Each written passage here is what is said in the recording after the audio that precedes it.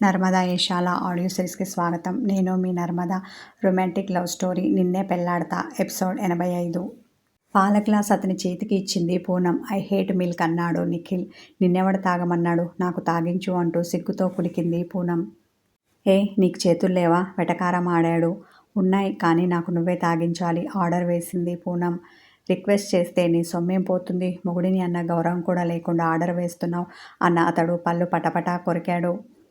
నీలాంటి వాళ్ళ దగ్గర మెతక్గా ఉంటే తొక్కి నార తీయాలని చూస్తారు. అందుకే ఈ కమాండింగ్ అన్న ఆమె అతని పక్కన కూర్చుంది. వెంటనే నిఖిల్ తన చేతిలో ఉన్న పాల గ్లాస్ టీపాయ్ మీద పెట్టాడు. పూనం మళ్ళీ అతని చేతికి ఇచ్చింది. అతడు గుర్రుగా చూశాడు. ఆమె చిలిపిగా నవ్వింది. మొండిగటం పళ్ళు నూరాడు నిఖిల్. తెలుసు కదా, మూసుకొని తాగించు అంది పూనం. ఎటో చూస్తూ గ్లాస్ని ఆమె పెదాల దగ్గర పెట్టాడు నిఖిల్. తాగించడం అంటే ఇలా కాదు అంది ఆమె. నాకు ఇలాగే వచ్చు, ఇష్టం ఉంటే తాగు, లేదంటే మానే నిక్కచ్చిగా చెప్పేశాడు నిఖిల్. అవునా, అయితే పద అంది పూనం. ఎక్కడికి అంటూ గబుక్కున తల తిప్పి ఆమెను చూశాడు. నీకు తాగించడం ఇష్టం లేదు, నాకు చెప్పడం ఇష్టం లేదు అంటూ లేచి నిలబడింది పూనం. నోట్లో ఆమెను తిట్టుకున్న అతడు తాగు అన్నాడు. ఇలా కాదు, నవ్వుతూ తాగించాలి అంది ఆమె. ఇహిహి పండ్లన్నీ కనిపించేలా పెదాలు సాగదీశాడు నిఖిల్. ఇలా చాలా, ఇంకా పెద్దగా నవ్వాలా అన్నాడు. ఓ, దీన్ని నవ్వు అంటారా? నాకు తెలీదు వెటకారంతో అన్న పూనం అతడు తాగిస్తుంటే శుభ్రంగా తాగేసింది. చివర్లో కొన్ని మిగిల్చింది. ఇవి నీకే, తాగేసి పండగ చేసుకో అంది. ఇదేమైనా డ్రింక్ అనుకున్నావా తాగేసి పండగ చేసుకోవడానికి? పైగా లక్కీ డ్రాప్స్ మిగిల్చినట్టు మిగిల్చావు అన్న అతడు పెద్ద శబ్దం వచ్చేలా గ్లాస్ని టీపాయ్ మీద పెట్టాడు. శోభనం గదిలో మందు దొరకదోయ్, పాలే దొరుకుతాయి. దీన్నే అది అనుకుని తాగేసే చిలిపిగా కన్ను కొట్టింది పూనం. నేను ఎంగిలి తాగను అన్న నిఖిల్ గండుగా ముఖం పెట్టాడు. ఓ, డ్రింక్ అయితే తాగేస్తావా అంది. అది మాత్రం ఎంగిలి కాదా? వెటకారమాడింది పూనం. నీతో నాకు మాటలేంటి అని మంచానికి ఒక మూలగా పడుకున్నాడు. ఆమె అతని పక్కన సెటిల్ అయింది. ఓయ్, నిద్రొస్తోందా? అతని భుజం పట్టి తన వైపుకు తిప్పుకోవాలని చూసింది పూనం. కానీ అతను తిరగలేదు, నిద్ర నటించాడు. అప్పుడే నిద్రపోయావా? అయినా ఇంత అందమైన భార్య పక్కన ఉంటే నీకు నిద్రలా వస్తుంది? అది కూడా ఈ శోభనం గదిలో. ఈ పూల పరిమళం నిన్ను మత్తెక్కించడం లేదా? మత్తుగా ఆమె కళ్ళు సోలిపోతుంటే హస్కీగా అతని చెవిలో గుసగుసలాడింది. అతడు కోపంతో ఆమెను ఒక్క తోపు తోశాడు. బలవంతంగా నా చేత తాళైతే కట్టించుకున్నావు, కానీ బలవంతంగా నాతో కాపురం చేయించలేవు ఆమె వైపుకు తిరిగి అన్నాడు నిఖిల్. నువ్వు ఇలాంటి మాటలు మాట్లాడకు నిఖిల్. ఎవరైనా నాతో ఇలా మాట్లాడితే నాకు నచ్చదు. పైగా కాదు అన్నది వాళ్ళతో చేయించాలి అనిపిస్తుంది. నాతో పంతానికి పోకు, అది నీకు మంచిది కాదు అతన్ని బెదిరించింది. ఏం చేస్తావు? తీసుకెళ్ళి లాకప్లో పెడతావా? పెట్టు, ఆలస్యం ఎందుకు? పద, ఇప్పుడే నీతో వస్తాను. నీతో కాపురం చేయడం కన్నా ఆ జైల్లో మగ్గడం మంచిది రోషంతో అన్న నిఖిల్ మంచం దిగి తలుపు వైపు అడుగులు వేశాడు. పూనం చెయ్యి పట్టి ఆపేసింది. అతడు చిరాగ్గా ఆమెను చూశాడు. ఇప్పుడు నువ్వు బయటికి వెళ్తే అమ్మకు తెలుస్తుంది, ఆమె బాధపడుతుంది. అది నాకు ఇష్టం లేదు. ఈ పూటకి నిన్ను ఇబ్బంది పెట్టను, కానీ త్వరలోనే నువ్వంటే నాకిష్టం అనేలా చేస్తాను. అంతేకాదు, ఇష్టంగా నువ్వు నన్ను దగ్గరికి తీసుకునేలా చేస్తాను. చూస్తూ ఉండు అంది పూనం. ఛాలెంజ్ చేస్తున్నావా అన్న నిఖిల్ ఆమె చేతిలో ఉన్న తన చేతిని విసురుగా వెనక్కి తీసుకున్నాడు. నువ్వు ఏమైనా అనుకో, నేను మాత్రం అనుకున్నది సాధిస్తాను. నీతో కాపురం చేస్తాను, నీ బిడ్డకు తల్లిని అవుతాను అంటూ సిగ్గుపడింది పూనం. సరే, ఇలాగే కలలు కను, కానీ నీ కల ఎన్నటికీ నెరవేరదు అన్న అతడు పడుకొని క్షణాల్లో నిద్రపోయాడు. పూనంకి ఆ రాత్రి నిద్ర కరువైంది. ఆమె నిఖిల్ని మనస్ఫూర్తిగా ఇష్టపడి పెళ్లి చేసుకుంది. ఇతని మనసు మార్చడం ఎలా, ఇతనిలో ప్రేమ పుట్టించడం ఎలా అని ఆలోచిస్తూ ఆ రాత్రి జాగారం చేసింది. బోటింగ్ చేశాక ఆ చుట్టుపక్కల చూడదగిన ప్రదేశాలన్నీ చూసేసి చీకటి పడ్డాక కాటేజీకి వచ్చారు. శిఖర్, సంయుక్త. గదిలోకి రాగానే అబ్బా టైర్డ్గా ఉంది అంటూ మంచానికి అడ్డంగా పడింది సంయుక్త. అప్పుడైనా ఇంకా ఏమీ మొదలుపెట్టందే చిలిపిగా అన్నాడు శిఖర్. ఏంటి మొదలుపెట్టేది అర్థం కాక అడిగింది సంయు. దొంగ ఏమీ తెలియనట్టు ఎలా అడుగుతోందో చూడు. ఆమె బుగ్గ పొడిచిన అతడు ఫ్రెష్ అవ్వడానికి వాష్రూమ్ డోర్ తీశాడు. నిజంగానే అర్థం కాలేదు, పడుకున్న దగ్గర నుండే అన్నది సంయు. చెప్పను, వచ్చాక చూపిస్తాను. కొంటెగా కన్ను కొట్టి డోర్ వేసుకున్నాడు శిఖర్. ఇప్పుడు వచ్చాక ఈ తింగరోడు ఏం చేస్తాడో ఏంటో అని ఆలోచిస్తూ బుర్ర గొక్కుంది సంయు. ఇంతలో ఆమె సెల్ రింగ్ అయింది. డిస్ప్లే మీద కనిపించిన ఫోటో చూసి వెంటనే కాల్ లిఫ్ట్ చేసింది. అమ్మ ఆత్రంగా పిలిచింది. నేనింకా గుర్తున్నానా? అలుకగా అంది మాధవి.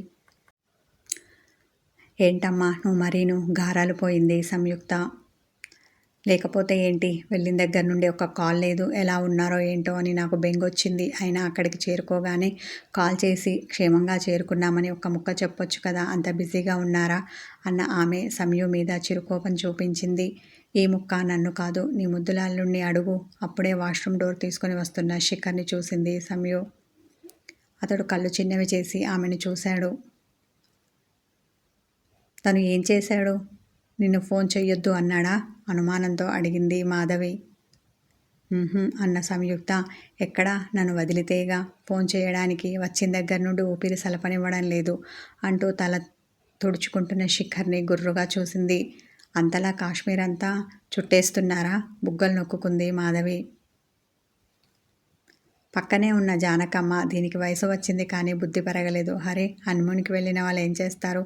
వీళ్ళు అదే చేస్తూ ఉంటారు. ఇదిలా ఆరా తీస్తూ ఉంటే అది చెప్పడానికి ఎంత ఇబ్బంది పడుతుంది. ఇది కొంచెం కూడా అర్థం చేసుకోదు. నోట్లో అనుకుంది. ఇలా కాదనుకొని ఆమె చేతిలో నుండి సెల్ ఫోన్ లాగేసుకుంది. ఉండండి అత్తయ్య, నేను మాట్లాడుతున్నానుగా, మీరు ఇలా తీసేసుకుంటే ఎలా అనేసి గండుగా ముఖం పెట్టింది మాధవి. నువ్వేం మాట్లాడుతున్నావో ఇందాకటి నుండి వింటూనే ఉన్నాను కదా, అందుకే తీసేసుకున్నాను అన్న ఆమె. ఒసే సంయు, ఎలా ఉన్నావే? పెద్ద నోరేసుకుని అడిగింది. ముసలి, నువ్వెలా ఉండాలి అనుకున్నావో నేను అలానే ఉన్నాను అనేసి ముసిముసిగా నవ్వింది. అయితే త్వరలో నా కోరిక నెరవేరబోతోంది అన్నమాట మనసులో అనుకుని సంబరపడింది జానకమ్మ. తొందరపడి వచ్చేయకండి, కాశ్మీర్ అంతా తీరిగ్గా చూసేసి రండి. మీ అమ్మకే అలాగే బెంగ పెట్టుకుంటుంది. ఇంతవరకు నిన్ను వదిలి ఒక్కరోజు కూడా ఉండలేదు కదా, అందుకే దాని బాధ. వచ్చాక ఎలాగో దాని కళ్ళ ముందే ఉంటావు కదా, అందుకని అంతా చూడకుండా వచ్చేయకు. నీకు రావాలనిపించినప్పుడేరా అన్న ఆమె. శిఖర్ ఉన్నాడా? ఉంటే వాడికి ఫోన్ ఇవ్వు అంది. ఉన్నాడు అన్న ఆమె శిఖర్ చేతిలో ఫోన్ పెట్టేసి వాష్రూమ్కి వెళ్ళింది. చెప్పు బామ్మ, ఏంటి విశేషాలు అన్న అతడు బెడ్ హెడ్కి ఆనుకొని కూర్చున్నాడు. నాకేముంటుందిరా, అవేవో నువ్వు చెప్తే విందామని అన్న ఆమె లోలోన నవ్వుకుంది. నేను చెప్పను, రిజల్ట్ చూపిస్తాను నర్మగర్భంగా అన్నాడు. ఆమె అర్థం చేసుకుంది. అది ఒప్పుకుందా? అనుమానంతో అడిగింది. నీకోసం, నీకిచ్చిన మాట కోసం మాయ చేశా అన్నాడు శిఖర్. నాకు తెలుసురా, నువ్వు మాటిస్తే అది నెరవేరుస్తామని అన్న జానకమ్మ చిరునవ్వు నవ్వింది. కానీ బామ్మ, నీ సంతోషం కోసం సంయుకి ఇచ్చిన మాట తప్పను, కొంచెం బాధగా అన్నాడు. ఒక మంచి పని కోసం మాట తప్పినా తప్పు లేదు, నువ్వు బాధపడకు అన్న ఆమె కాల్ కట్ చేసింది. ఫోన్ పక్కన పెట్టేసి ఆలోచనలో పడ్డాడు శిఖర్. సంయుక్త స్నానం చేసి ఎప్పుడు వచ్చిందో, ఎప్పుడు డ్రెస్అప్ అయిందో అతను చూడనే లేదు. ఆ ముసలి ఏమన్నది ఏంటి, అంతలా ఆలోచిస్తున్నారు అన్న సంయు వచ్చి అతని పక్కన కూర్చుంది. ఏం లేదని తల అడ్డంగా ఆడించిన శిఖర్ ఆమె భుజం చుట్టూ చెయ్యి వేసి దగ్గరికి తెచ్చుకున్నాడు. ఏదో ఉంది, లేదంటే నువ్వు ఇంతలా థింక్ చెయ్యవు కదా. అతడు ఆమెను పట్టించుకోకపోవడంతో అనుమానపడింది. మన రొమాంటిక్ లైఫ్ గురించి ఆలోచిస్తున్నాను. నువ్వు హ్యాపీయే కదా. ఆమె మొహాన్ని తన 2 చేతులతో పట్టుకున్నాడు. ఆమె కళ్ళల్లోకి సూటిగా చూశాడు. పో బావా, ఇలా ఎవరైనా అడుగుతారా? సిగ్గుతో కనురెప్పలు మూసింది సంయు. అడిగితే తప్పేంటి అన్న శిఖర్ మూసుకున్న ఆమె కనురెప్పల మీద ముద్దు పెట్టాడు. ఆమె మరింత బిడియపడింది. అతని చేతులు పక్కకు తప్పించి అతని మెడవంపులో ముఖం పెట్టింది. అతడు సన్నగా నవ్వాడు. కాసేపు ఇద్దరు ఎవరి ఆలోచనలో వాళ్ళు ఉన్నారు. బావా, ఇందాకేదో చెప్పను చూపిస్తాను అన్నావు, ఏంటది? చిన్నగా తలెత్తి అతన్ని చూసింది. అతడు తల వంచి ఆమెను చూస్తూ ఉండడంతో అతని చూపుల్లో ఆమె చూపులు చిక్కుకున్నాయి. నువ్వు ఇంకా దాని గురించి ఆలోచిస్తున్నావా అన్న అతని కళ్ళు చిన్నగా నవ్వాయి. అవునని తల నిలువున ఆడించింది. ఇప్పుడే చూపించిన డిన్నర్ అయ్యేదాకా ఆగుతావా అన్న అతడు సెల్ ఫోన్లో టైం చూశాడు. అతడు గుర్తు చేయగానే ఆమెకు ఆకలి గుర్తుకు వచ్చింది. ముందు తిందాం, తర్వాత చెప్పు అన్న ఆమె లేవబోయింది. ఎక్కడికి అన్న అతడు ఆమెను కదలనివ్వలేదు. తినాలి కదా అంది ఆమె. దానికోసం వెళ్ళడం ఎందుకు? ఇక్కడికి తెప్పిస్తాను అన్న శిఖర్ కాల్ చేసి ఫుడ్ తెమ్మని చెప్పాడు. అయితే ఇంకా ఆలస్యం ఎందుకు? ఫుడ్ వచ్చేలోపు నువ్వు చూపిస్తానన్నది చూపించు అన్న సమయు అతడు ఏం చూపిస్తాడా అని ఎక్సైట్మెంట్తో ఉంది. ఆమె కుతూహలం చూసి నవ్వుకున్నాడు శిఖర్. ఇంకా ఎంతసేపు ఎదురుచూపు తట్టుకోలేక అడిగింది సంయుక్త. అతడు చెవిలో గుసగుసగా ఏదో చెప్పాడు.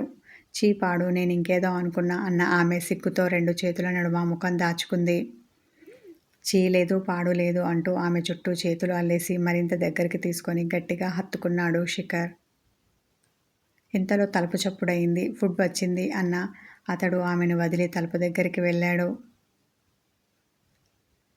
చూపిస్తాను అంటే బావ నాకేదైనా గిఫ్ట్ ఇస్తాడేమో అనుకున్నా. అబ్బే అలాంటిదేమీ లేదు. అయినా అలా గిఫ్ట్ ఇవ్వాలంటే మనసంటూ ఉండాలి కదా లోలోన అనుకుంది.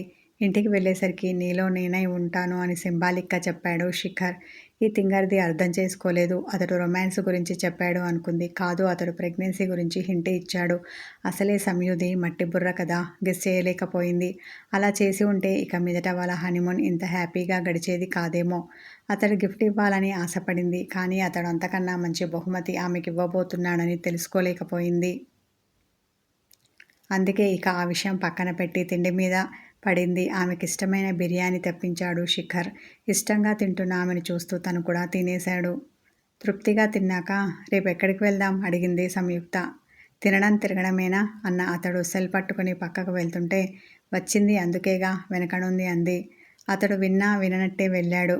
రితీష్కి కాల్ చేసి ఆఫీస్ విషయాలు కనుక్కున్నాడు.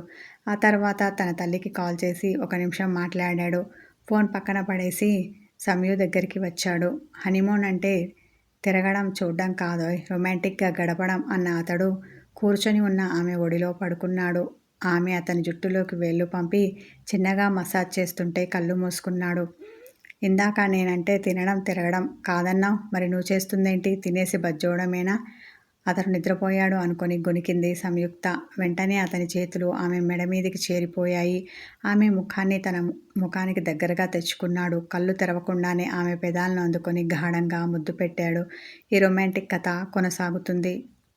హాయ్ వ్యూవర్స్, స్టోరీ నచ్చితే లైక్ చేయండి, కామెంట్ చేయండి, హైప్ చేయండి. సబ్స్క్రైబ్ చేసుకొని వాళ్ళు ఉంటే నా ఛానల్ని సబ్స్క్రైబ్ చేసుకోండి.